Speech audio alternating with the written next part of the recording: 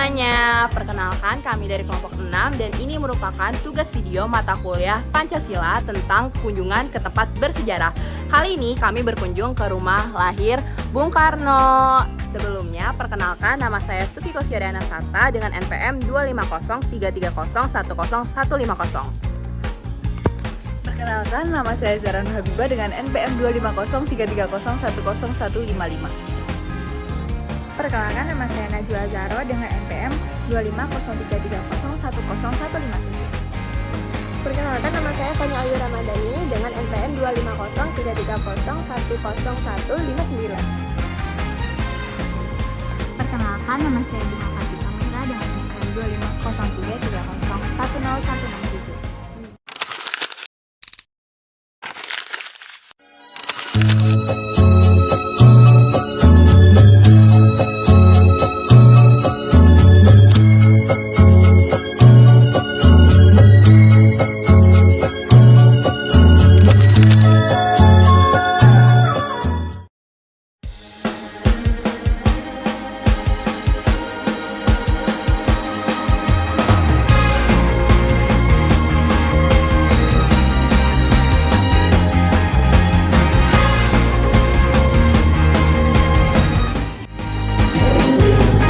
Soekarno lahir pada tanggal 6 Juni 1901 di Peneleh, Surabaya, Jawa Timur dengan nama Kusno. Namun karena sering sakit, pada usia yang 11 tahun, ayahnya mengganti namanya menjadi Soekarno.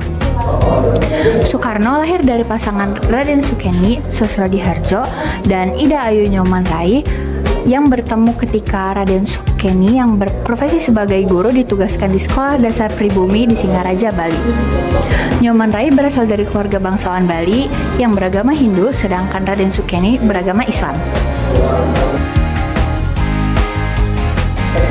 Dengan kondisi lingkungan Panili yang ramai dan aktivitas masyarakat dari berbagai macam latar belakang membuat Soekarno ini tumbuh dengan penuh dinamika sosial dan budaya. Lalu, rumah kelahirannya di Peneleh kini menjadi situs sejarah yang penting. Dari tempat inilah awal mula seorang anak guru dan ibu keturunan bangsawan Bali yang kelak menjadi proklamator sekaligus Presiden pertama Republik Indonesia. Di Surabaya juga, Soekarno dulu pernah bersekolah di ILC, yaitu sekolah untuk anak-anak Eropa dan anak pribumi yang terpilih. Dari sinilah Soekarno dapat menguasai bahasa Belanda dengan baik. Setelah itu Soekarno bersekolah di HBS.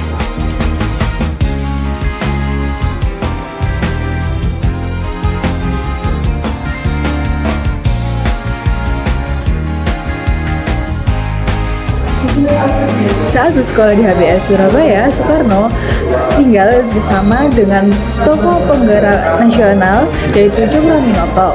Dan Soekarno ini pada saat tinggal dengan Cokroaminoto, beliau banyak belajar mengenai organisasi, mengenai politik dan juga cara berpidato. Nah, maka dari itu, di lingkungan itulah yang membuat Soekarno memiliki jiwa nasionalisme yang tinggi sejak muda.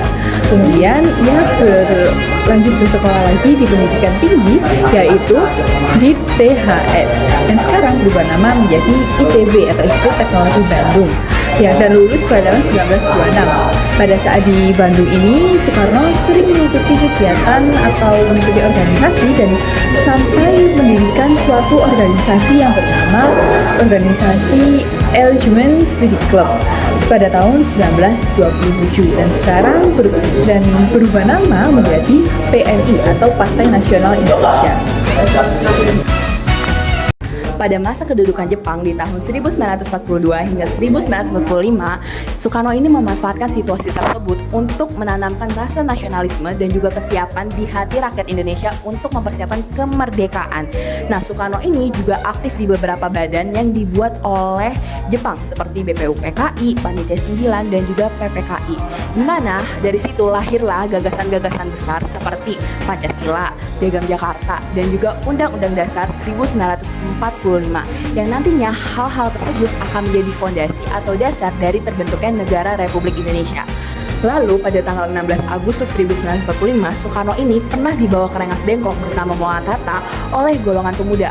Hal ini bertujuan agar Soekarno dengan cepat memproklamasikan kemerdekaan Indonesia tanpa campur tangan dari Jepang. Akhirnya, tanggal 17 Agustus 1945, Soekarno bersama Muhammad Hatta membacakan teks proklamasi di Jalan Pengaksaan Timur nomor 56 di Jakarta yang menandai lahirnya bangsa Indonesia. Lalu, sehari setelahnya, tepatnya tanggal 18 Agustus 1945, Soekarno resmi dilantik menjadi Presiden pertama Republik Indonesia. Sejumlah karya arsitektur lahir atas gagasan Soekarno atau melalui koordinasi dengan arsitek seperti Federici Laban dan juga R.M. Sudarsono. Dan juga ada melalui sayembara. Di antaranya peninggalan dari Soekarno itu ada Masjid Istiqlal, Monumen Nasional atau Monas, lalu Gedung Konevo, Sarina, Wisma Nusantara, Tugu Selamat Datang, dan juga ada Monumen Pembebasan Irian Barat dan lain-lain. Nah, salah satunya peninggalan dari Soekarno ini adalah rumah kelahiran dari Soekarno. Di sini ada ruangan Sukeni. Kita ke dalam, dan juga di sini ada anggota keluarga kecil Raden Sukeni dan Sasro Hi Hardajo. Nah, untuk di sini ada perjalanan kehidupan dari Soekarno, entah dari orang tuanya, lalu perjalanan perjuangannya, dan juga perjalanan saat sekolahnya. Keterkaitan Pancasila terhadap sejarah hidup Bung Karno. Yang pertama adalah sila pertama, yaitu ketuhanan yang Maha Esa. Soekarno menyebutkan bahwa kemerdekaan bangsa tidak hanya tentang politik, tetapi juga tentang doa dan keyakinan terhadap Tuhan yang Maha Esa. Beliau juga kerap menyebutkan bahwa kemerdekaan adalah hak tiap bangsa yang dianugerahkan oleh Tuhan yang Maha Esa. Sila kedua, yakni kemanusiaan yang adil dan beradab. Perjuangan Soekarno berangkat dari keterpurukan Indonesia yang ditindas oleh penjajah. Ia memperjuangkan kemerdekaan agar bangsa Indonesia dapat dilakukan secara adil dan bermartabat, sama seperti yang didapatkan oleh bangsa-bangsa lain di dunia. Pada sila ketiga yaitu Persatuan Indonesia. Pada sila ini sangat penting bagi perjuangan Soekarno, karena Soekarno dengan sila ini menggalang persatuan agama, ras, dan budaya dengan semboyan Bhinneka Tunggal Ika. Tanpa persatuan, Indonesia tidak mungkin merdeka. Selanjutnya sila keempat, yaitu kerakyatan yang dipimpin oleh hikmat kebijaksanaan dalam permusyawaratan dan perwakilan, di mana Soekarno selalu mengingatkan kita betapa pentingnya untuk bermusyawarah. Contohnya saat merumuskan dasar negara seperti BPUPKI dan PPKI, di mana Soekarno ini selalu berusaha untuk bermusyawarah dengan tokoh bangsa lainnya, sehingga lahirlah Pancasila yang merupakan dari hasil kesepakatan bersama. Sila kelima, keadilan sosial bagi seluruh rakyat Indonesia. Kemerdekaan yang diperjuangkan oleh Soekarno bukan hanya untuk segelintir orang, melainkan untuk seluruh rakyat Indonesia. Baginya kemerdekaan adalah jalan menuju tercapainya kesejahteraan dan keadilan sosial bagi seluruh rakyat Indonesia. Lalu, apakah nilai-nilai tersebut masih relevan untuk masa kini dan masa depan? Tentunya nilai-nilai tersebut masih relevan buat masa sekarang dan masa depan. Untuk masa sekarang, Pancasila jadi pedoman menghadapi perbedaan, menjaga toleransi, dan mencegah konflik sosial.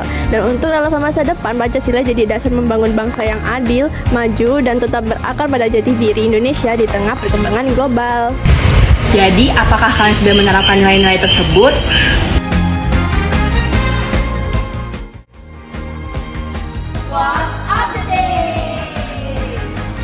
Orang tua hanya dapat bermimpi. Satu orang muda dapat mengubah dunia.